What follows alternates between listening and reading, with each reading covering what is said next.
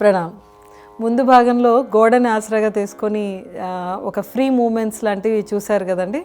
నేటి భాగంలో చాలా డీప్గా మీకు ఉపయోగపడేటువంటి కొన్ని ఆసనాలు ఏమున్నాయో చూద్దాం. సో గోడకి ఆనుకుని నేల మీద పడుకుని ఎంత అద్భుతంగా ఆసనాలు వేయచ్చో చూద్దాం. సో ముందుగా గోడకి వీలైనంత దగ్గరగా కూర్చుంటారు. ఈ విధంగా ఎంతగా వీలైతే అంత దగ్గరికి జరగండి. ఒకవేళ మీరు నేల మీదకి వచ్చి చేయలేకపోతే కనుక మంచం మీద కూర్చొని మెల్లిగా పడుకొని కూడా చేయొచ్చు. మీకు ఒకవేళ మంచం దగ్గరగా గోడ ఉన్నట్టయితే ఒక పక్కకు పడుకొని వీలైనంతగా దగ్గరికి జరుగుతూ కాళ్ళు రెండు పైకి తీసుకోవాలి. ఎటువంటి వయసులో ఉన్న వాళ్ళైనా కూడా ఈ ఆసనాన్ని చేయొచ్చు.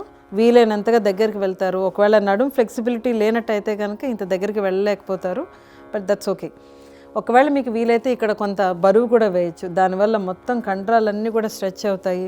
It's one of the good posture. మీకు డయాబెటీస్ ఉన్నా కూడా, లేదా బీపీ ఇష్యూస్ ఉన్నా, లేదా గిడ్డినెస్ ఉన్నా, బట్ ఏ సమస్యకైనా ఇలా కొంతసేపు అంటే ఉత్థాన పాదాసనం అనుకుందాం దీన్ని.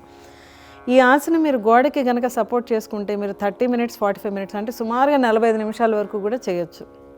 తిన్న తర్వాత ఒక గంట తర్వాత అయినా కూడా ఈ ఆసనం వేయొచ్చు. రిలాక్స్డ్. ఒకవేళ మీరు మొబైల్ లేదా న్యూస్ పేపర్ అయినా చదువుకోవాలన్నా కూడా ఇలా ఉండిపోయి మీరు కొంతసేపు చేయొచ్చు. దీనిలో చాలా ప్రయోజనాలు ఉన్నాయి. ఏమవుతుంది, మనకి కాళ్ళలో ఉండేటువంటి రక్తం అంతా కూడా వెనక్కి వెళ్ళి ఎక్కువగా ఈ భాగానికే మనకి రక్త ప్రసారణ అవుతూ తల వరకు కూడా ఎక్కువగా ఉంటుంది. దానివల్ల జీర్ణశక్తి పెరుగుతుంది. గ్యాస్ట్రిక్ సమస్యలకు మంచిది. ఒకవేళ మనకి అప్పర్ హెడ్కి సర్క్యులేషన్ పూర్ అని కనుక మనకు తెలిసినట్టయితే దానికి కూడా చాలా మంచిది. ఇది 30 నుంచి 40 నిమిషాల వరకు కూడా ఉండొచ్చు. బట్ ముందుగా మీరు ఒక 5 నుంచి 10 నిమిషాల వరకే ట్రై చేయండి.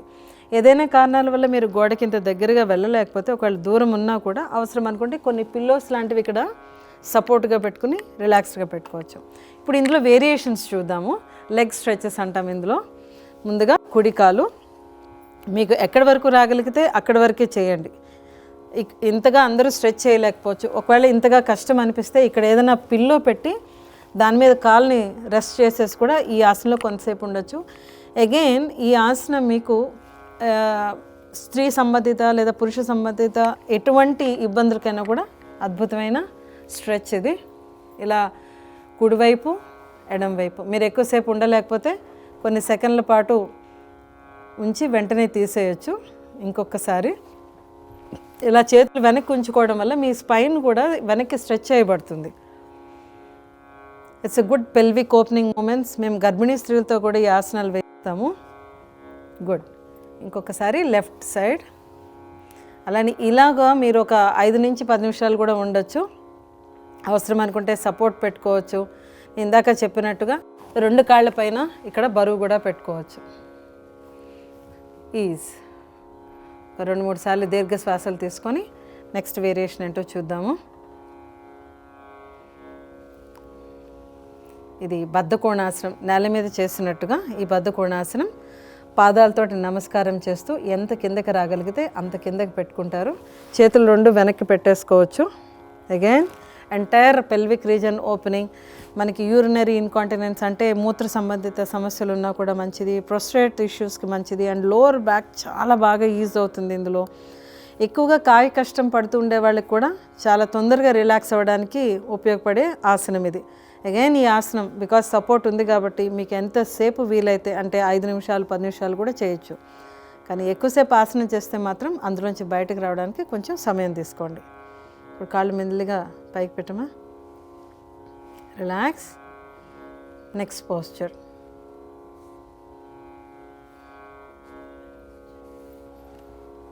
కొంచెం వెనక్కి వచ్చి సేతుబంధాసన, బ్రిడ్జ్ పోజ్ అంటాం కదా, నేల మీద పెట్టి చేసే ఆసనం.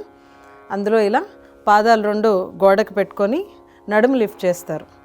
ఇది ఎంత దూరం ఉండాలి అనేది మీరు లిఫ్ట్ చేయగలిసిన దాన్ని బట్టి ఉంటుంది. మెల్లిగా నడుము పైకి లిఫ్ట్ చేయండి. శ్వాస తీసుకుంటూ పైకి లిఫ్ట్ చేయడం. ఒకవేళ మెడకి ఏమన్నా మీకు ఇబ్బందులు ఉంటే మాత్రం చూసుకోండి. మెడ ఇబ్బందులు ఉంటే కొంచెం ఆ సమస్య తీరిన తర్వాతనే చేసుకోవడం బెటర్. ఎందుకంటే ఇందులో మెడపైన ఎక్కువ ఒత్తిడి పడుతుంది. కానీ ఈ భాగం అంతా నొప్పి ఉన్నట్టయితే మాత్రం ఇది చాలా మంచిది. ఫ్రోజన్ షోల్డర్కి మంచి వేరియేషన్ ఇది సేతుబంధాసనం. ఇంకొకసారి మోకాళ్ళు ఈజ్ ఉండాలి. ఈ పాదాల మధ్య ఎంత డిస్టెన్స్ ఉంటుందో మోకాళ్ళ మధ్య కూడా అంతే దూరం ఉండాలి. సేతుబంధాసన బ్రిడ్జ్ పోజ్ చూద్దాము. గోడకి సుమారుగా 1.5 అడుగున్నర దూరం వస్తారు. పాదాలు మీ మోకాల లెవెల్ కన్నా కొంచెం పైకి పెట్టుకోండి. పాదాల మధ్య మోకాల మధ్య సేమ్ డిస్టెన్స్ ఉండాలి. చేతులు ఈ పొజిషన్లో పెట్టుకోవడం వల్ల మీకు మొత్తం బరువు అంతా కూడా ఇక్కడి నుంచి ఈ వెన్ను అప్పర్ భాగం నుంచి ఇక్కడ వరకు బరువు పట్టడం వల్ల అక్కడ స్టిఫ్నెస్ తగ్గుతుంది. ఎస్ లక్ష్మి, నడుము మెల్లిగా శ్వాస తీసుకుంటూ పైకి లేపుతారు. ఉంచగలిగినంతసేపు ఈ పొజిషన్లో ఉంచుతారు. గోడకి సపోర్ట్ ఉంటుంది కాబట్టి మీకు చేయడం చాలా ఈజీ. నార్మల్ బ్రెత్, దీర్ఘ శ్వాసలు అవసరం లేదు. మెల్లిగా కిందకి తీసుకుంటారు. ఇది 2-3 సార్లు ప్రాక్టీస్ చేయొచ్చు. ఇందులో ఇంకొక వేరియేషన్, మీరు ఇది ఈజీగా చేయగలిగితే కనుక ఒక కాలు గోడ మించి తీసేస్తారు. నడుము పైకి లిఫ్ట్ చేసిన తర్వాత ఒక కాలు గోడ మీద చేసి, ఇది ఒక విపరీత కరణి లేదా సర్వాంగాసనం లాగా అనుకోవచ్చు మీరు.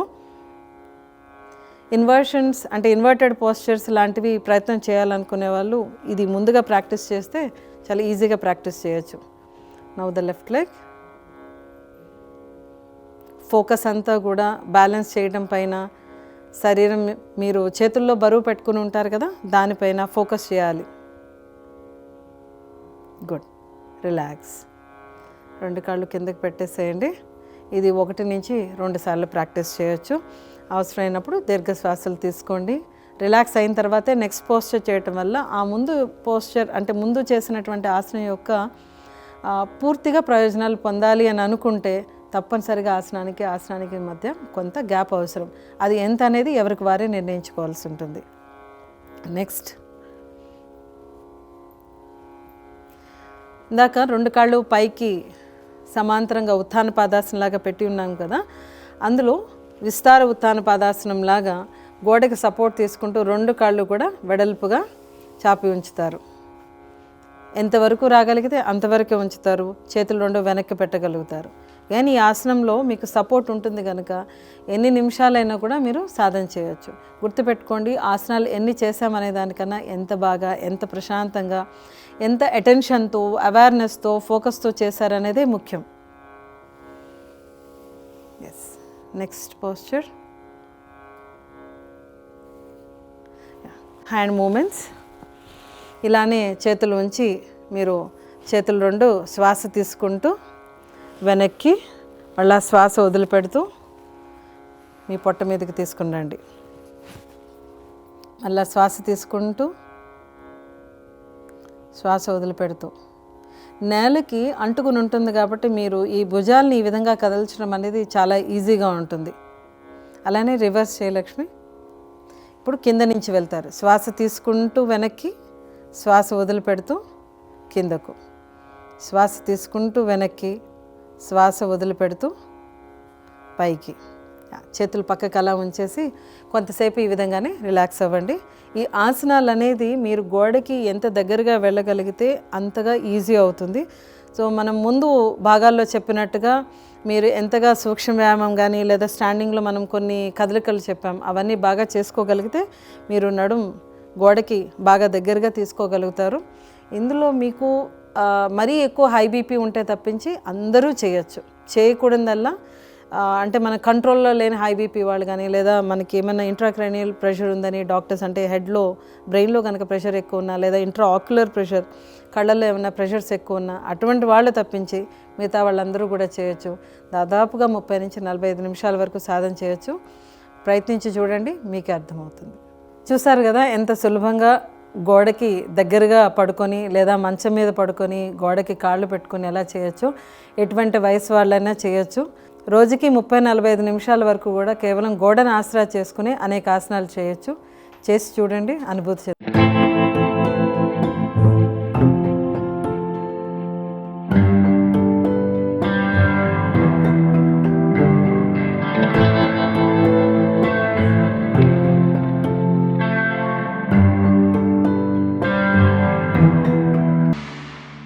స్వతంత్ర భక్తి యూట్యూబ్ ఛానల్ ని సపోర్ట్ చేయండి. మీకు ఈ వీడియో నచ్చితే లైక్ చేయండి, మీ స్నేహితులకు, శ్రేయోభిలాషులకు షేర్ చేయండి, మీ అభిప్రాయాలను కామెంట్ చేయండి. సబ్స్క్రైబ్ చేయడం మాత్రం మర్చిపోకండి. మరిన్ని వీడియోల కోసం బెల్ సింబల్ ని ప్రెస్ చేయండి. స్వతంత్ర భక్తి ఛానల్ ప్రేక్షకులకు ధన్యవాదాలు. స్వతంత్ర భక్తి YouTube channel, please like, share and subscribe.